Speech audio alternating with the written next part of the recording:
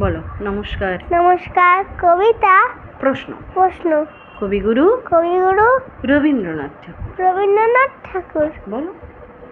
মাগো আমায় চিঠি দিতে বল। সকাল থেকে পড়েছি যে বেলা, এখন আমি তোমার ঘরে বসে করবো শুধু পড়া খেলা।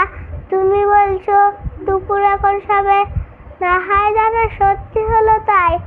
একদিনও কি দুপুরবেলা হলে বিকেল হলো মনে করতে নাই। আমি তো বেশ ভাবতে পারি মনে, সূর্য ডুবে গেছে মাঠের শেষে, বাগদি বুড়ি চুবড়ি ভুড়ি নিয়ে শাক তুলছে পুকুর ধারে এসে। আধার হলো মাদার গাছের তলা, কালি হয়ে এলো দিঘির জল।